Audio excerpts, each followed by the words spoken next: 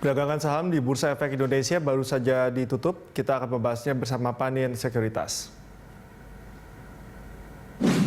Untuk membahas pergerakan IHSG hari ini serta prospek besok, kita telah terhubung dengan Juan Octavianus, analis ekuitas Panin Sekuritas. Selamat sore, Mas Juan.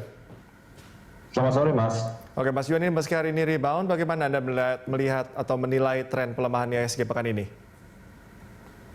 Iya, jadi kalau kita melihat sebenarnya dari pelaku pasar lebih bersikap konservatif ya, terutama dari perkembangan beberapa sentimen. Yang pertama kalau kita lihat dari kasus COVID-19 sendiri, ini kan meningkatnya lumayan signifikan ya di global ya. Nah ini sebenarnya menjadi perhatian pelaku pasar. Lalu sebenarnya yang kedua khususnya untuk bursa Indonesia sendiri, beberapa emiten melakukan rilis untuk kinerjanya di kuartal pertama. Nah ini makanya kita melihat sebenarnya dengan adanya pandemi COVID-19 yang dirasa masih kuat pada first Q 2021, ini menyebabkan pelaku pasar masih berhati-hati untuk berinvestasi di bursa Indonesia ya, seperti itu.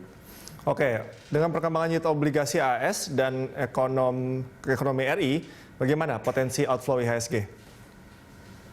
Ya, jadi kalau kita melihat buat dari sisi yield US ini kan udah mulai easing. Jadi kalau kita lihat dari yang sebelumnya 1,7%, 1,6%, sekarang udah bisa di bawah 1,6%. Jadi kita rasa sebenarnya dari statement The Fed juga ini yang sebenarnya menyebabkan atau mendorong dari pelaku pasar lebih confidence terkait dengan permasalahan yield US ini. Makanya kita rasa ke depannya untuk dari sentimen yield US ini masih tidak akan sekuat dari sebelum-sebelumnya untuk dari dari pelemahan IHSG seperti itu. Oke, sektor rekomendasi saat IHSG drop apa saja, Mas Juan? Ya, jadi kalau kita melihat dengan banyaknya ketidakpastian dan juga volatilitas IHSG pada beberapa saat ini, kita lebih cenderung untuk melihat beberapa sektor yang lebih defensif ya. Contohnya seperti dari sisi perbankan itu yang pertama, lalu yang kedua dari sisi consumer dan juga dari telekomunikasi, mungkin itu masih bisa menjadi perhatian bagi pelaku pasar. Oke. Lalu bagaimana Anda merekomendasikan emiten dengan pengaruh harga komoditas?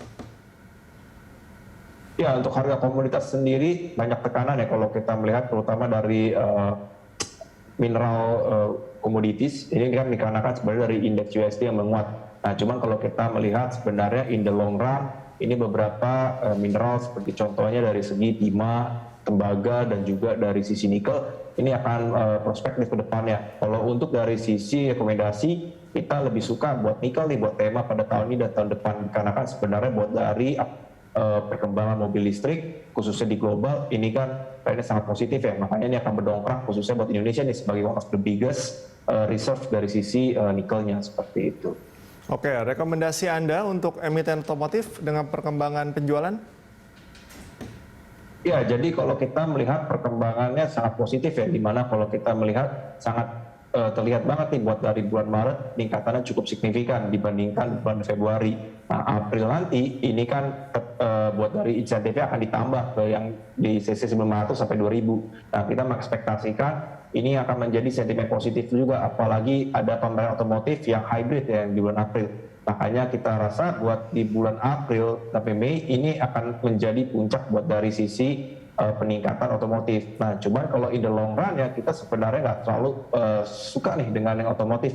Karena kan sebenarnya ada permasalahan baik di domestik maupun global dari sisi otomotif itu dari segi semiconductor ya dan juga dari kapasitas pabrik.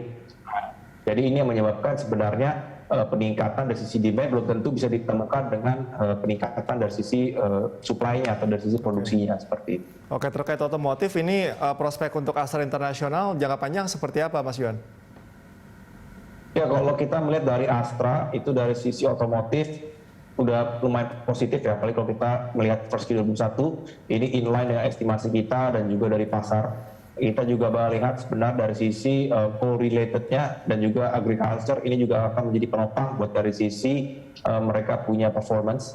Overall kita masih suka dengan Astra dengan target price-nya di 6.200 seperti itu. Buat 12 bulan ke depan. Oke, untuk peluang penguatan besok seperti apa?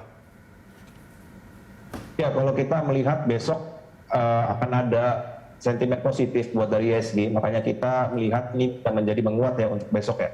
Dikarenakan sebenarnya biarpun belum full ya kita melihat, cuma dari realisasi APBN kemungkinan akan menjadi sentimen positif nih, dikarenakan dari APBN akan mampu menopang dari sisi pertumbuhan ekonomi Indonesia. Lalu yang kedua sebenarnya dari sisi besok dan juga lusa ini akan ada beberapa bank-bank besar seperti contohnya BCA akan rilis laporan keuangan nih. Nah yang kita lihat sebenarnya akan menjadi sentimen positif buat IHSG. Oke, rekomendasi saham untuk besok apa saja Mas Yuan? Ya, jadi kita merekomendasikan yang pertama dari BBCA, lalu yang kedua dari BBTN dan juga dari BBRI. Lalu juga untuk dari sektor consumer kita merekomendasikan ICBP dan juga INDF, serta terakhir telekomunikasi kita merekomendasikan Telkom ya buat perdagangan besok hari. Oke, Mas Juan, baik, terima kasih untuk analisis dan informasinya. Pemirsa, Juan Octavianus, analis ekuitas Panin Sekuritas.